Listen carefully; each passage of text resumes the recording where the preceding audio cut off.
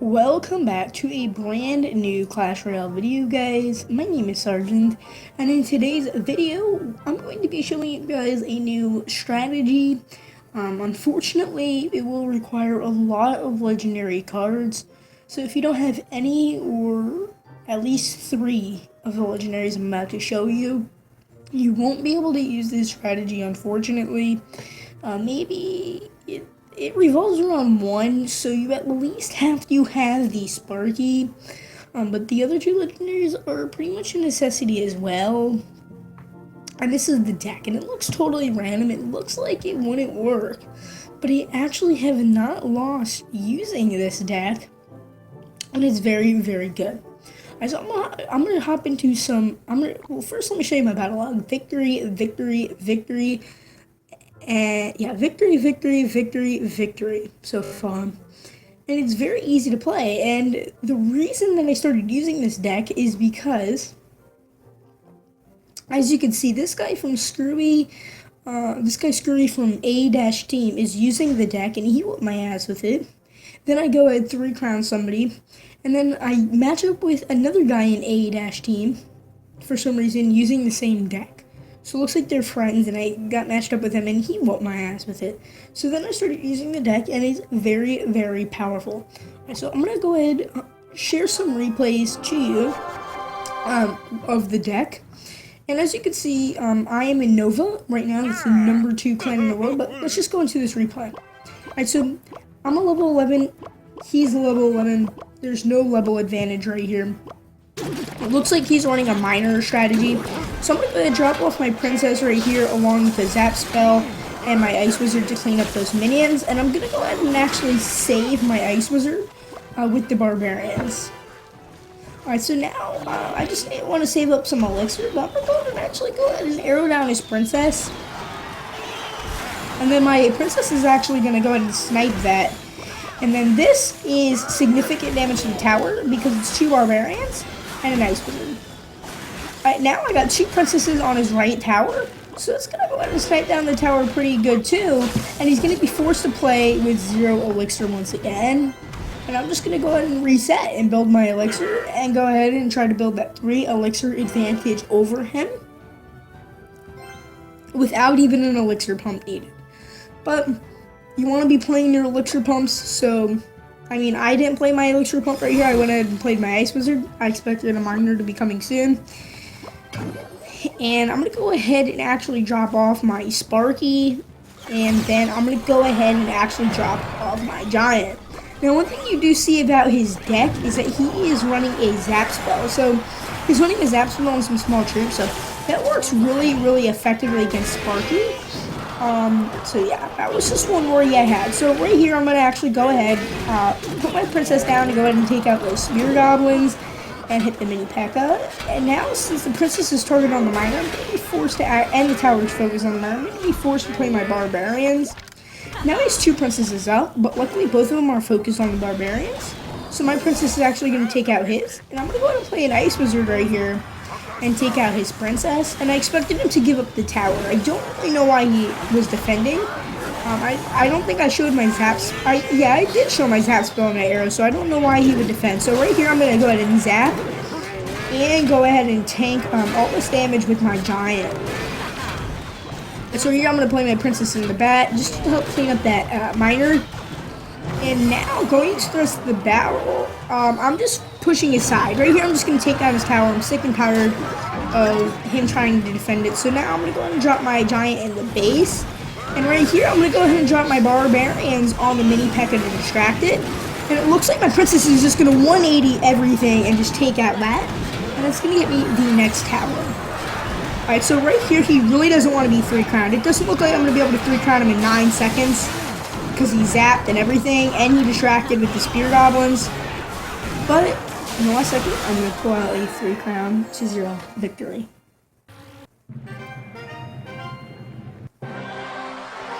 Alright, so let's go ahead and check the leaderboards right now, and as you could see, I am in the number 2 clan in the whole globe right now.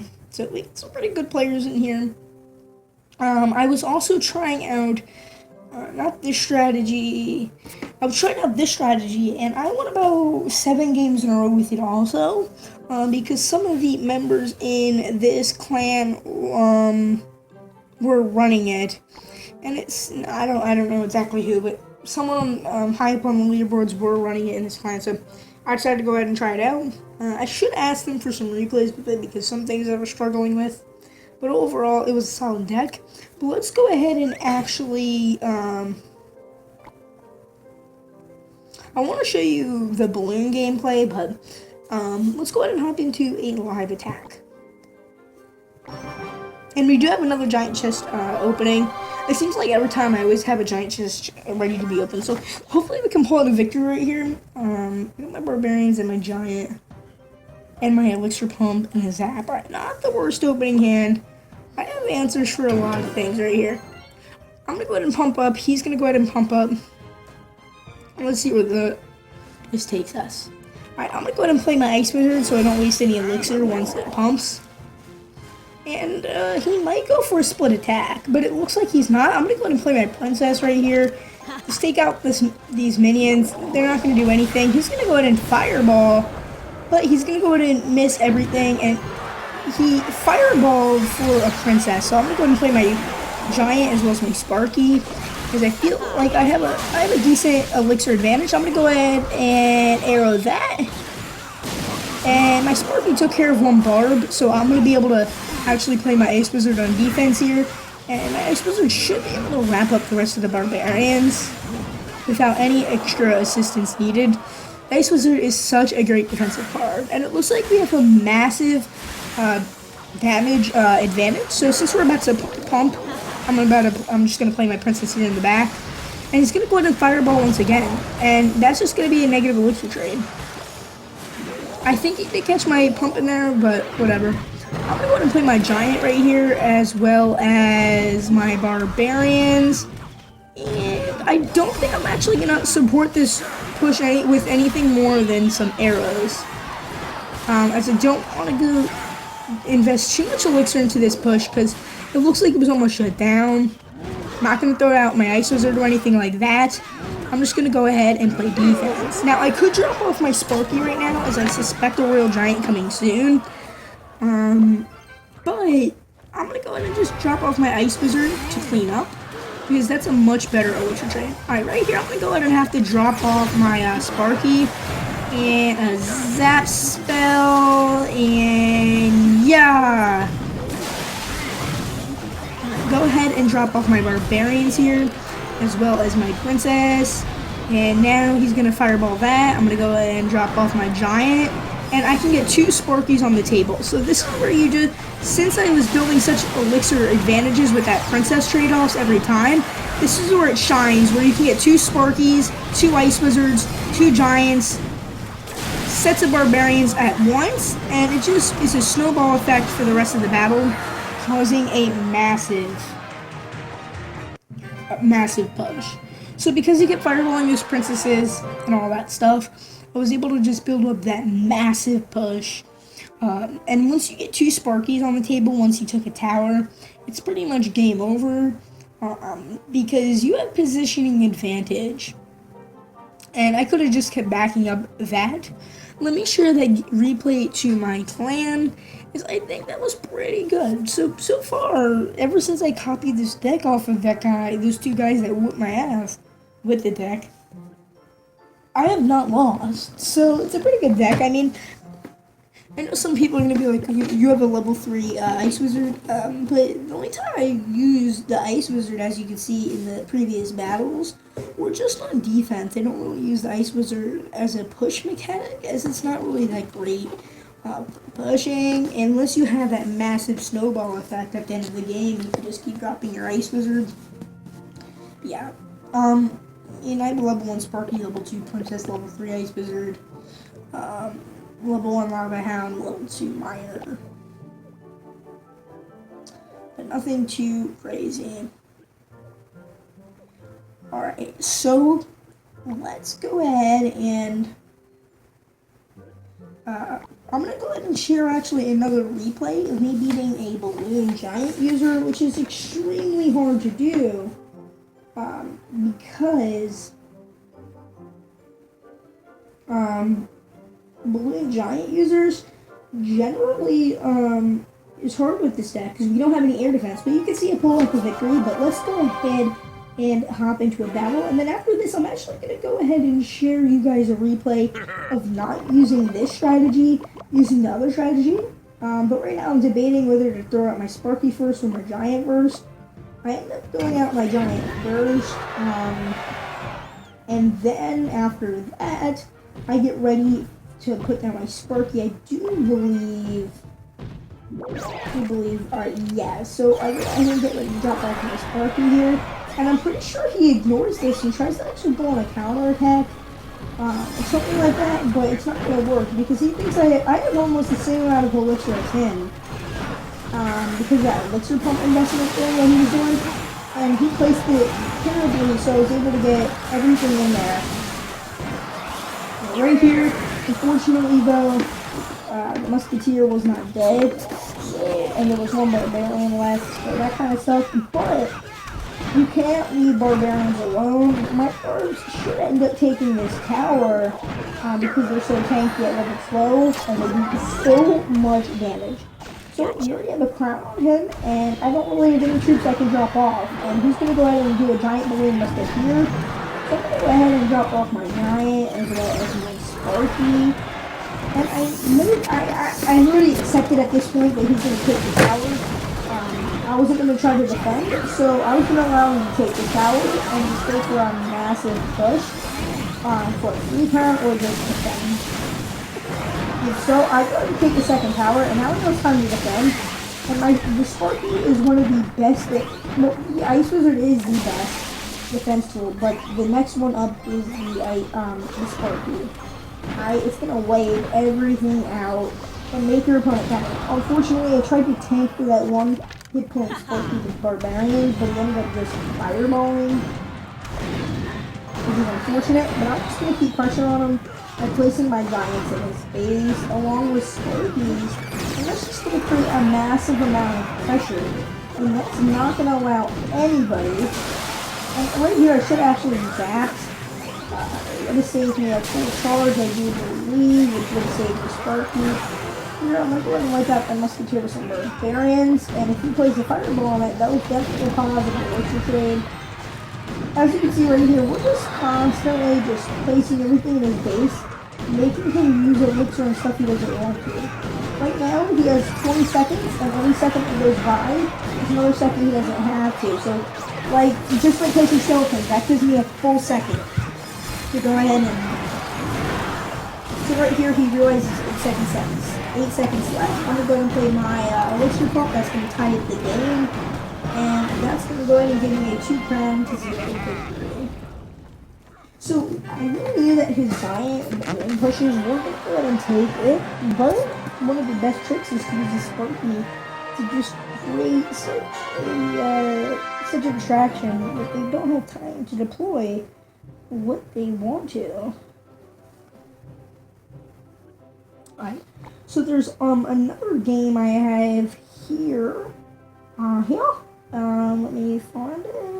Let me find it.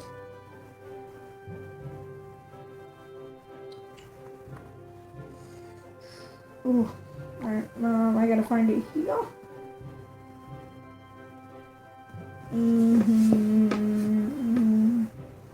I'm gonna find it. I was trying out a bunch of strategies. I gotta find it. I'm gonna absolutely clown this guy. Hopefully I can find it. Here. I was trying out a bunch of strategies.